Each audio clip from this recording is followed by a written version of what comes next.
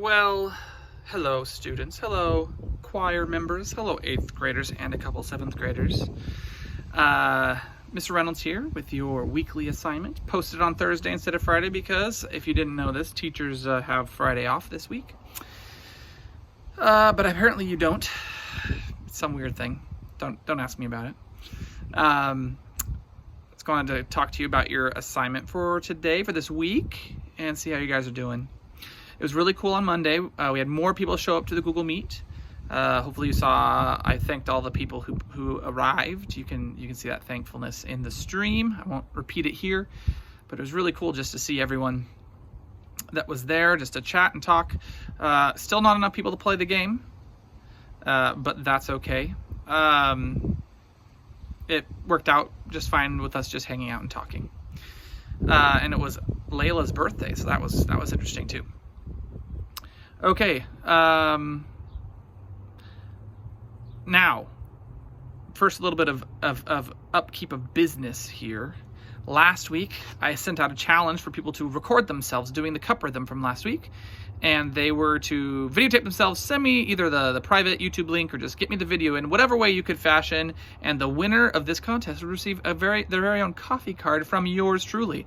And the winner this week with the most amazing cup video was Kaylin Gobble. So congratulations, Kaylin.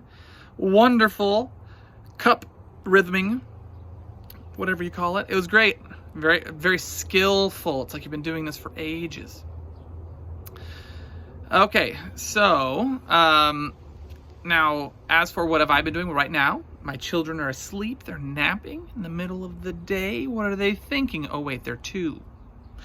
And so they're doing that, and so I stepped outside so my voice wouldn't interrupt them or wake them up or anything. And I wanted to just share it with you. You can see the wind is blowing. The weather's been a little crazy. It's been rainy and then sunny and then windy and then stormy and then then sunny and beautiful again. And it's just kind of crazy to have. That's what Port Angeles is like, right? So we have coming up this Memorial Day weekend. Just want to talk real quick about Memorial Day weekend. I usually do this with my students if we were ever in the class. And so I figured, what the heck, I'll talk about it right now. Because this is our classroom, right? Memorial Day is a very important day in our national calendar. We have 2 days set aside every year to commemorate, to celebrate might be the wrong word, but to value. It's a day we set aside to value and remember veterans in our country. So the 2 days obviously are Veterans Day, more well known, and then Veterans Day is always November 11th, and then Memorial Day is the last Monday of every May. So the difference, why are there 2? Well, there's 2 different types of people that have served us in the military. The first, Veterans Day is primarily to celebrate those that are still here, the living, and Memorial Day is meant to celebrate those who are dead, either those who died in service, or for those who just have died naturally throughout their life. And so, as we come to Memorial Day, maybe just this weekend or maybe Monday specifically. Take some time to, this is not really an assignment, but it's something that all of us should do, is you should find out, asking people who are in your family that are older than you, find out if you have any deceased relatives that served in the military. Like, I know that my grandfather on my dad's side, he served in World War II. He was a cowboy growing up, like a legit cowboy. He would ride horses and move cattle from one place to another. That was his job. He would transport cattle from fair to fair or whatever, across country to train yards, all that stuff. And when the war happened, he actually got put into a cavalry unit. If you don't know what cavalry is, it's where you have soldiers on horseback. And you might not have even known they had cavalry in World War II. Well, that's because it didn't last long. They shipped up, they packed up, they had 2 whole units, I don't know the size of the units, of cavalry, and they put them on boats, and they put the first one on a boat, and they sent it across the Atlantic to go to Europe, and a submarine sunk the boat, killing everyone and all the animals. And they're like, you know what? That's probably not the best idea anymore. So they just dissolved all cavalry, so they actually didn't ever do anything in the war. And then he was reassigned to military police, and military police are basically police officers within the military. Their job is to police service people. And so he was stationed in Panama, and the Panama Canal is the one really awesome connection we have between the Atlantic and the Pacific Ocean through the Panama country. And it was a very strategic place. We had tons of military personnel down in Panama because if either the Japanese or the Nazis took over that canal, it would like make it so that we couldn't do anything. We couldn't ship what we wanted to ship. Our military vessels couldn't go where we wanted to go. They'd have to go all the way around the southern tip of South America, and that was no good.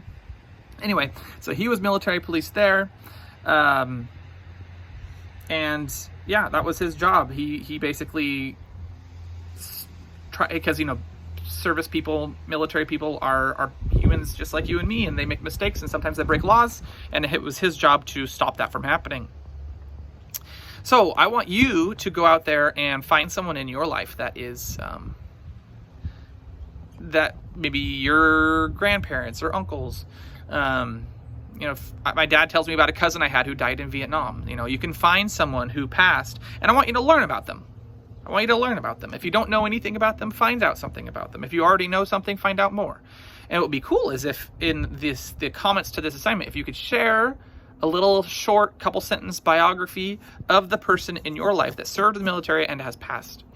I'm very interested to know because we all have someone in our lives that has that experience. Okay, so as for today's assignment, there's a speck on my phone. That's why I'm blowing. Okay, so for our assignment, I had some great feedback on the Cup Rhythm activity. People liked it, they loved it, they want more of it. And so I have taken that as a, hey, let's do one more. So we're doing one more. This one is a burilla. It's a Spanish song type. It's like a flamenco. Flamenco is a type of so flamenco is the big type of music, and then the subtype is a burilla, and it is really interesting because it goes 1 2 3 1 2 3 1 2 1 2 1 2 1 2 3 1 2 3 1 2 1 2 1 2. So there's 2 groups of 3 and then 3 groups of 2, and you're gonna have fun with it.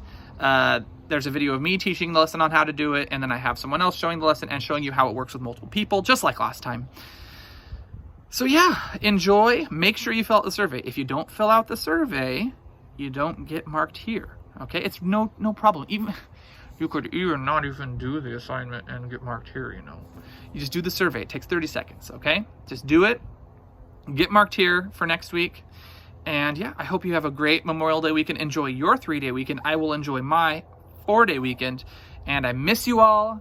I wish we could see each other every day. And now I just get to see every one of you every once in a while. I haven't seen anybody in forever. I haven't left my house in like 3 days. It's depressing. I'm kidding. I'm not depressed. But it's not fun. I wish I could leave. I could leave. I wish I would leave. I wish there was something to do outside of my property. Okay.